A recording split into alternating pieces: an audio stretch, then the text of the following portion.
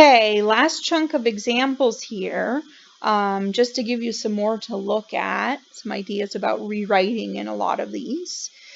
So let's just dive in and see what's happening. On 7a, I have a square root of b, which as b gets big, will also get big. And then I have e to the negative b squared. Okay, so a big number squared is even bigger, but then I'm multiplying by -1. So I have e to a really big negative power, which means I have 1 over e to a really big power, which is going to approach 0. So this is another of those infinity times 0 examples. This one's actually really easy to rewrite. You don't even really need reciprocals. You just use the negative exponent and say, okay, well, this is the same as root b over e to the b squared. Just push that into the denominator. And now we can say the top is going to infinity. The bottom is definitely going to infinity. What's going to happen? And I would actually hope that you have a really good guess here, because remember, this is that tug-of-war question. They're both going to infinity. Who gets there faster? If you're picturing a square root of b, it doesn't grow that quickly. E to the b grows really, really quickly. And if you make it e to the b squared, it's going to go even faster. So I'm absolutely expecting to get 0 out of this, but L'Hopital is a really nice way to just crunch through and show that really quickly.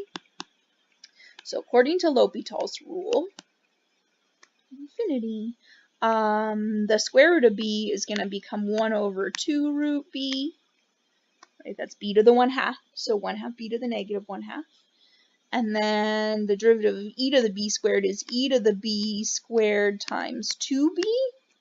Ooh, I don't know if I like this one. Can't decide if it's going to simplify or not. Yeah, I think it will. Okay, so now I would apply some algebra. We have fractions and fractions, so we could multiply top and bottom by 2 root b. And I have the limit as b goes to infinity of 1 over, what do we end up with? 4 b root b, you can make that b to the 3/2 if you want, e to the b squared. And notice that all that's left in the top is a 1, and here I think it becomes even more apparent. The bottom is still getting really, really big. The top is fixed at 1, so this is definitely going to 0. Okay, so there's another rewrite example. In B, ooh, that's not the same, is it? No, a little bit different. I have another fractions example. So as x approaches 1, I get 1 over 0. So this is headed off to infinity. I'm going to put a plus on this again.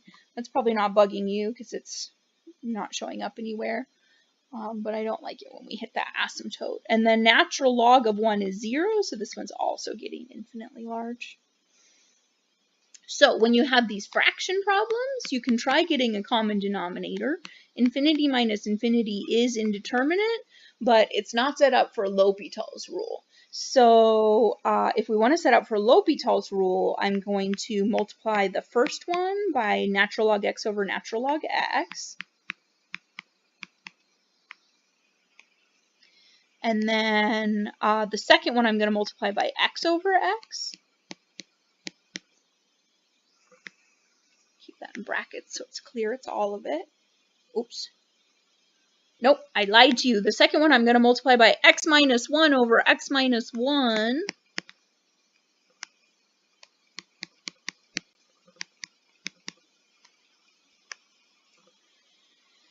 Okay, and then I can combine that. And on the top, I have an x, natural log x, minus x, plus 1. Be really careful. The fraction bar is like a grouping symbol, so when we put that together, it's minus the quantity x minus 1, which will turn that into a plus. And then on the bottom, x minus 1 natural log x. If you want, you can multiply it out. Doesn't really matter. Either way, we'll have to do a product rule on that. Okay, so now as x goes to 1, in the bottom I'm getting 0 times 0. That's definitely 0. In the top, I'm getting 0 times 0 minus 1 plus 1, which is also going to 0. So let's go ahead and apply our L'Hopital's rule.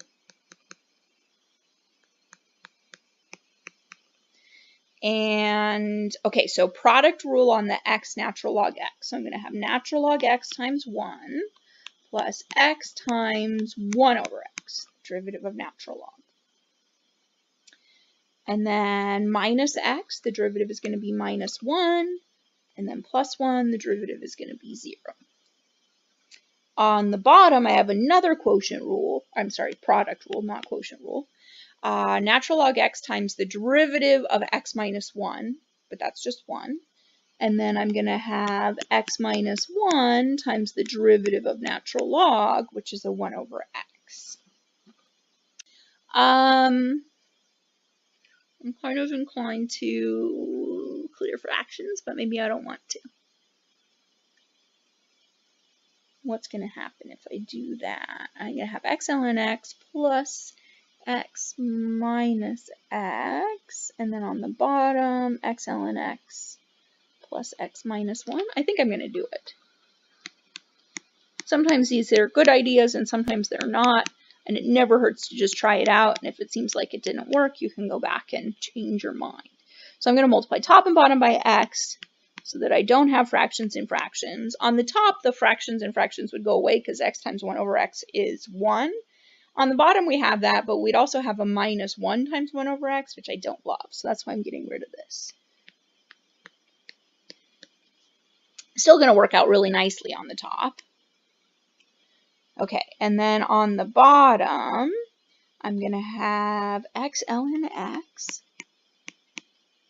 plus x minus 1. Okay, so this, here, I'll pick a different color so I hopefully don't mix everything up. This just goes, maybe? Yeah, there we go. Away. So now when I plug in 1, I have 1 times 0, which is 0, over 1 times 0 plus 1 minus 1, which is also 0. So it's still 0 over 0, which means we shouldn't lose hope. We should continue. Okay, so on the top, my product rule again, limit as x approaches 1, natural log of x times 1 plus x times 1 over x, and that's it. And then on the bottom, same thing, natural log x plus x times 1 over x, and then plus 1. Derivative of the minus 1 is going to be 0. Okay, which cleans up a little bit. X approaches 1. Okay, so I have a natural log x plus 1 over a natural log x plus 2. And as x goes to 1, those natural logs are going to go to 0, and I'm going to get 1/2. Okay, so fractions and fractions. I think I'll cut this one here and save C and D for a different video.